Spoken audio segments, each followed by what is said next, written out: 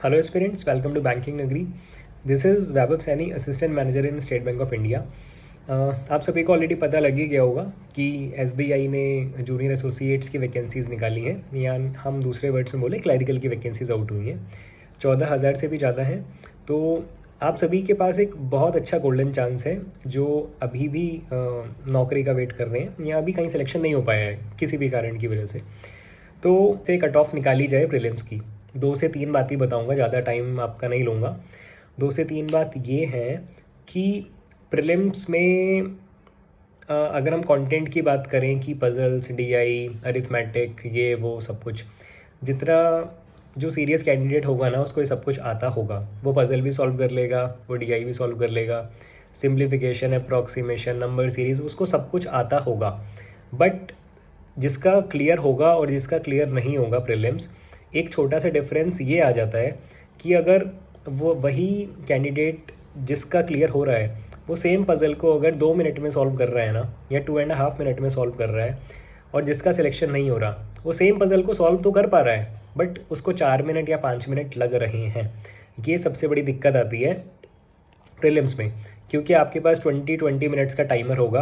20 minutes में 35 question reasoning के जब आपके सामने होंगे ना, तो सबसे बड़ा चैलेंज तो आपके सामने ये होगा कैसे आपको अपने स्कोर को मैक्सिमाइज़ करना है। ठीक है, तो ओवरऑल इन शॉर्ट अगर मैं बोलूँ, स्पीड का गेम है, आपको स्पीड पर काम करना पड़ेगा।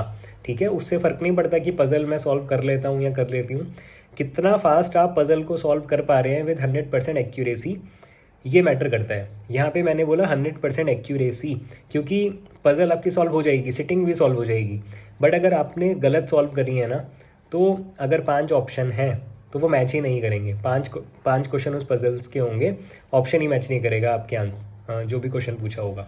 ठीक है, तो 100% एक्यूरेसी के साथ सॉल्व करनी है और मिनिमल टाइम में करनी है। ओके, अब देखो थर्ड थिंग ये है कि मान के क्या चले, आते ही 35 क्वेश्चन है रीजनिंग में। ठीक है, रीजनिंग से शुरू करते हैं, मेरा फेवरेट टॉपिक रीजनिंग ही है। 35 क्वेश्चंस में से हमको ये बोला जाता है, सब बोलते हैं सब जगह, कि 35 में से 35 करके आने हैं, नहीं तो नहीं होने वाला। ठीक है, यहाँ टॉपर्स 35 में से 35 करके आते हैं, नो डाउट करके आते हैं, बट अपने पास एक एज रखो। अगर आप 35 में से 35 अटेम्प्ट करते हैं, बहुत अच्छी बात है, बट माइंड पे प्रेशर मत डालो। आप ये मान के चलो 35 में से अगर आपने 30 भी स्कोर कर लिया रीजनिंग में तो बहुत अच्छा स्कोर है। ठीक है, एक हमेशा से मैंने जितने भी बैंकिंग एग्ज़ाम्स दिए हैं ना, रीजनिंग में मैंने कभी पूरा अटेम्प्ट नहीं करा। एक पज़ल को मैं हमेशा अलग रख देता था जो मुझे थोड़ी सी डिफ़िकल्ट लगती थी प्रीलिम्स के लेवल के हिसाब से, कि मैं एग्ज़ाम अटेम्प्ट करने की बात बता रहा हूँ। वो पज़ल मैंने चूज़ करके अलग रख दी, उसको मैंने छोड़ ही दिया। मैंने 20 मिनट्स में केवल 30 क्वेश्चंस करे, बट 100% एक्यूरेसी के साथ करे। मैंने ऑन 5 क्वेश्चन का रिस्क नहीं लिया, उसके चक्कर में और गलत हो जाता। ठीक है, तो एक तो थोड़ा सा ये ध्यान रखना है। सेकेंडरी थिंग इज़, अगर हम क्वांट्स की बात करें, आप simplification, approximation, number series, inequality, data, मतलब आप सब कुछ कर लोगे, बट आपको इसमें स्पीड के साथ करना पड़ेगा। ठीक है, अब एक चीज़ और आती है, मान के चलो नंबर सीरीज़ हैं, 5 क्वेश्चन आए नंबर सीरीज़ के, तो अपने माइंड को ये परेशान नहीं करना कि 5 के 5 अटैम्प्ट करने हैं। उसमें से एक ज़रूर ऐसा क्वेश्चन होगा जो आपका टाइम किल करने के लिए डाला गया होगा। तो अगर होता है तो ठीक है, अदरवाइज़ दूसरा अटैम्प्ट में भी अगर नहीं हो रहा, उसको एक साइड रख के आगे बढ़ जाना। ठीक है, ऐसा नंबर सीरीज़ में देखने को बहुत मिलता है, specially in wrong number series, और डेटा इनइक्वालिटी में आपको कभी कभी देखने को मिल जाता है। ठीक है, बाकी सारे टॉपिक्स तो डुएबल होते हैं। क्वांट्स को लेके सेकेंडरी थिंग एक और है, अरिथमेटिक। देखो, जैसे मैं रीजनिंग में एक पज़ल हमेशा छोड़ के आता था प्री में, सेम मैं क्वांट्स में ना अराउंड अगर मैं बोलूँ तो मैं अराउंड 6 क्वेश्चन तो छोड़ के आता था अरिथमेटिक के, क्योंकि अगर 11-12 क्वेश्चन आ रहे हैं ना, तो मैं 4-5 अटैम्प्ट कर लेता था जो ईजी वाले होते थे चूज़ करके, बाकी मैंने छोड़ दिए। ज़्यादा लालच नहीं करना स्कोर का, बट ये मैं तब छोड़ के आ पाता था क्योंकि मुझे पता था जो मेरी इंग्लिश है उसको मैं अच्छे से अटैम्प्ट कर लूँगा। 30 मार्क्स की इंग्लिश आती है, और उसमें मैं जो मेरा अटैम्प्ट रहता था वो ऐसे ही रहता था 28-29 क्वेश्चंस का। जो 1 से 2 क्वेश्चन छोड़ता था वो मैं सिनोनिम एंटोनिम में छोड़ता था, क्योंकि वो मेरे से सही नहीं हो पाते थे। ठीक है, तो इस स्ट्रैटेजी के साथ अगर आप आगे चलेंगे कि पेपर अटेम्प्ट कैसे करना है, वो आप अभी से लेके चलोगे ना, तो डेफिनेटली आप क्लियर कर पाएंगे। और उसी हिसाब से फिर आपको पढ़ना पड़ेगा, ठीक है। मैं हमेशा से कहता हूँ अपना जो भी आपका डेली रूटीन है उसका 80% ऑफ द टाइम, अगर मैं खाली प्री की बात करूँ, आप 70 to 80% of the time miscellaneous topics को दो और around 20% of the time puzzles और डीआई को दो। मिसलेनियस टॉपिक्स ही आपका क्लियर करवाएंगे मेंस, और मेंस की तैयारी आपको प्री के पहले से करके चलनी पड़ेगी, ठीक है। और पजल्स और डीआई से डरना नहीं है।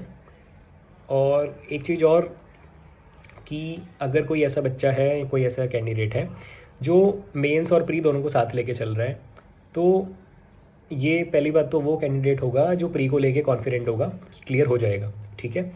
ऐसे में क्या करना है, वैसे मैं इस पर डिटेल्ड वीडियो डालूंगा, काफ़ी डाउट्स आए हैं इस टॉपिक पे 2-3 दिनों में, ठीक है।